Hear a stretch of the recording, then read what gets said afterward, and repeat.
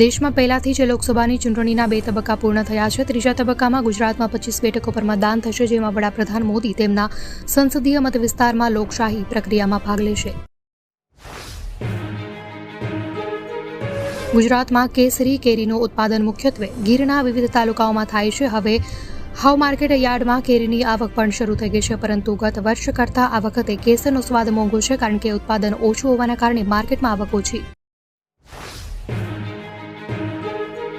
લોકરક્ષક તથા પીએસઆઈની ભરતી માટે અરજી કરવાની મુદત પૂર્ણ થઈ ગઈ છે. વિદ્યાર્થીઓના મનમાં પરીક્ષાના અભ્યાસક્રમને લઈને અનેક સવાલો હતા, જેને લઈને હસમુખ પટેલ દ્વારા લોકરક્ષકની પરીક્ષા માટેના અભ્યાસક્રમની માહિતી આપવામાં આવી હતી.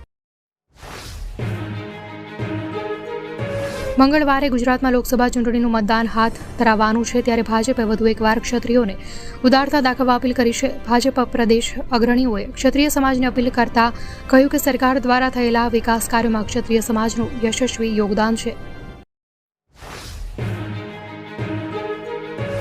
લોકસભા ચૂંટણીને મતદાનને ગણતરીના કલાકો બાકી રહ્યા છે, ત્યારે ક્ષત્રિય સમાજની ભાજપ પ્રત્યેની નારાજગી હજુ પણ જોવા મળી રહી છે. અમદાવાદના નરોડા ખાતેથી શરૂ થયેલી ક્ષત્રિય ધર્મરથ વિસ્તારમાં ફરી હતી. હિન્દુ સંઘના નેતા ઉપદેશ રાણાની હત્યાના કાવતરાના કેસમાં સુરત કોર્ટે મૌલવીના 10 દિવસના રિમાન્ડ મંજૂર કર્યા છે. તેના નિશાના પર 3 લોકો હતા અને તેનો ખુલાસો થયો છે, જેમાં નુપુર શર્મા, ટી રાજાસિંહ અને ઉપદેશ રાણાનો સમાવેશ થાય છે. આવતીકાલે લોકસભા ચૂંટણીના ત્રીજા તબક્કાનું મતદાન એકસાથે 11 રાજ્યો અને સંઘ પ્રદેશની 2 બેઠકો પર થશે. મતદાનના સાથે જ રાજ્યમાં 5 વિધાનસભાની બેઠક પર પેટા ચૂંટણી પણ થશે. ગુજરાત, એમપી સહિત આ રાજ્યોમાં અપાઈ ભીષણ લૂની ચેતવણી. આઈએમડીએ હજુ સુધી હીટવેવ અંગે કોઈ અપડેટ નથી આપી, પરંતુ હવે ગરમ પવનો અનુભવાઈ રહ્યા છે. આ વિસ્તારોમાં 5 અને 6 મેના રોજ ભારેથી અતિભારે વરસાદની સંભાવના.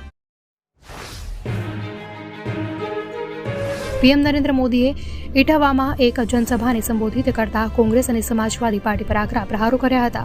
રાહુલ ગાંધી પર કટાક્ષ કરતા પીએમ મોદીએ કહ્યું કે આ વખતે કોંગ્રેસના રાજકુમારે મંદિરોમાં જવાનું બંધ કરી દીધું છે.